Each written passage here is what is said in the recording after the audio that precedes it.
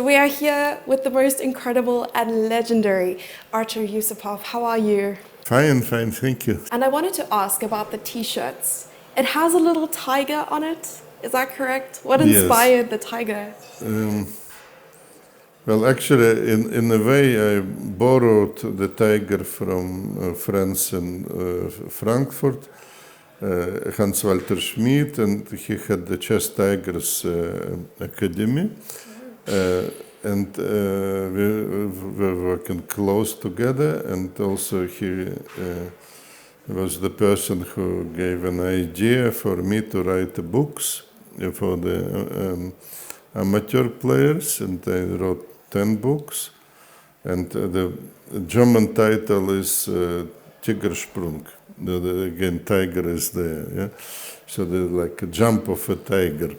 Yeah? That's incredible. Yes. I love the symbolism. That's really cool. So you have 10 books, ranging from Build Up Your Chess to Boost Your Chess, which is world-renowned. These books are really popular. I own some of these books, and I wish I brought it with so that I could have it signed by you.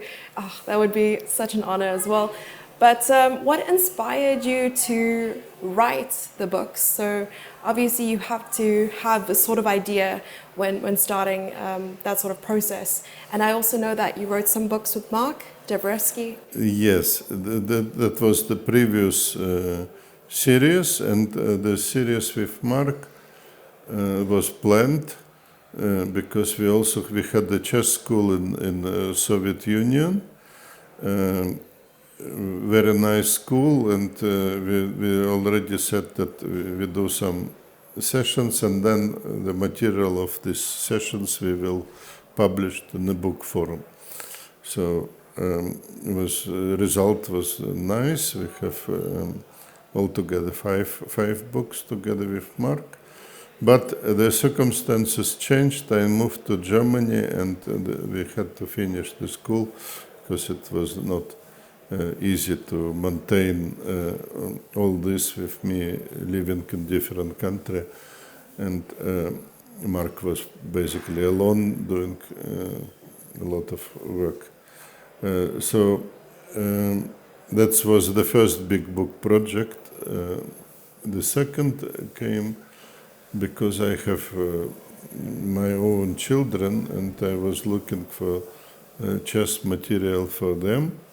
And I found out that in German chess there are not enough material, not enough books.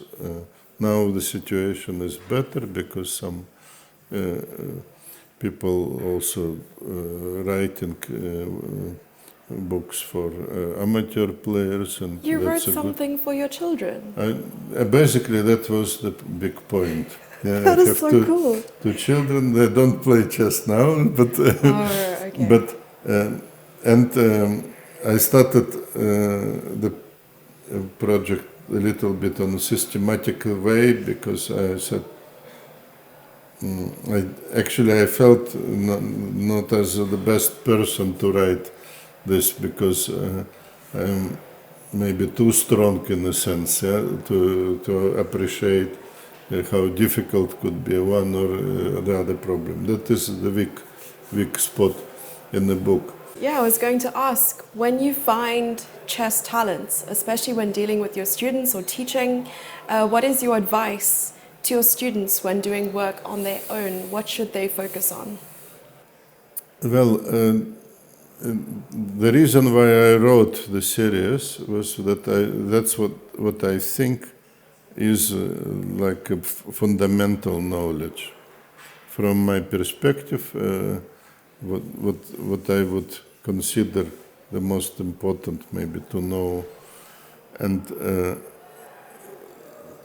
that's what I would be my first advice, then just to read, to get this knowledge, and then to develop.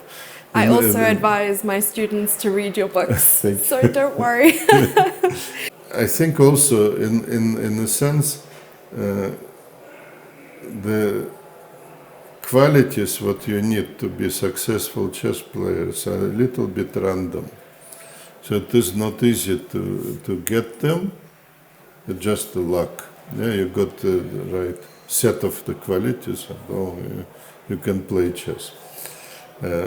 Sometimes some quality is missing, you may compensate it maybe, but it's not easy. We saw brilliant players like, let's say, Vasily Ivanchuk. He's absolutely brilliant chess player, but he's missing some part in the character, and he's in this sense he's has a handicap, but due to pure chess talent, he's so strong.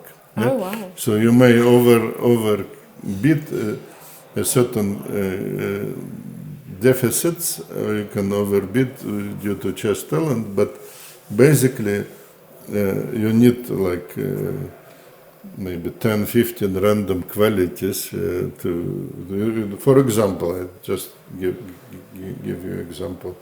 In chess, you need to keep concentration for many hours. Another example, you can be a very emotional person, which is absolutely great. Yeah? It's make you interesting person, very nice to communicate, to talk, to everything.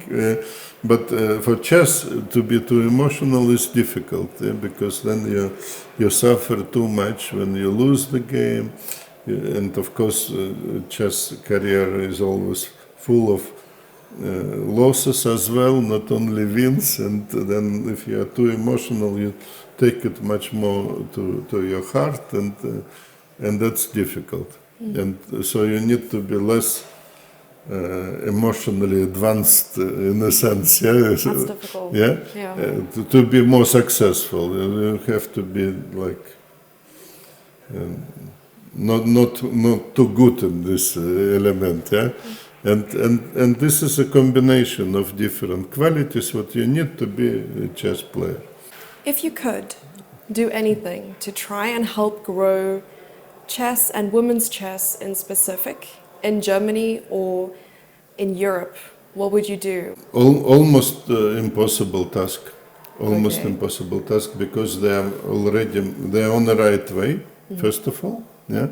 And so they are like much ahead, and then you have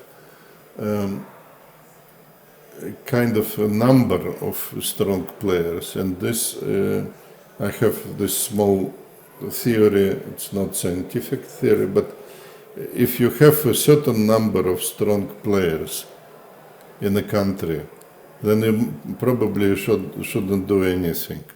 Yeah, it will develop. Yeah, so you Okay. have like critical mass. All right. Critical mass on the players, and then whatever you will do, it will be good. Yeah, basically, do something, and that's already fine. So we should do what the US does and just bring in more players from outside. Well, this is of course also the possibility. Like if you can't teach your children, then you bring the children who already know how to play chess. It sounds like it's a whole generational idea that you need to start years in advance if you want something to happen. Yes, and but it also takes a lot of effort. That's why I'm saying that it is almost hopeless in a sense, because they already started to do it like 20 years ago. Yeah, and and now you see the results, and now you see more and more results because they already got this critical mass on women playing chess and playing great chess, and then you have the situation where you don't need to do much, basically, because everybody wants to be like Vaishali or Conero and so on, for example. Yeah, we need maybe some luck, but also a lot of work, much more work in organization. We need also to do something for girls, and we actually have a good program. We started to do some also online lessons performed by our best women player, and it looks good, and the girls are interested, and we have, and by last training we have 60 girls participating. That's a lot. Yeah, that's a lot. That's a good Wow. good stuff. But you need actually much bigger numbers. Yeah, much bigger numbers because we are still like behind. You can do this program in India, you can guess how much millions of girls maybe you will have. Yeah? Maybe you have like millions girls. Yeah? For this generation, game adjournments are just so strange, like to think about how you can stop a game and continue it the next day. No, it was normal in my youth. It was the time changed in some moment. All of a sudden, we couldn't have adjournments anymore. Yeah, and actually, already after this change in the rules, 5 or maybe 7 years after this, yeah, everybody already started to forget how to do it, and we had some tournament in Holland where it was still possible to join the game and to analyze it and then so there's a process that you have to go through, like you have to write down the move that you are going to make or something like that? Yes, okay. You are sealing the move, because you need to stop. There is some special techniques even connected with all this, when to seal the move or when to let your opponent to seal the move and so on. People were thinking about all details. Yes. So then they would stay up the entire night looking at the position and try to figure it out? Something like this wouldn't be unusual. Wow. Yeah? Where are the coffee sponsors? I'm wondering myself, yes. I do my best in my chess career to deserve some coffee company to invest money in me. But was there ever a time where you've adjourned a game and stayed up the entire night trying to figure it out? No. That was actually like the case what I was telling you, but only for some reasons it was even more than one day. So it was like wow.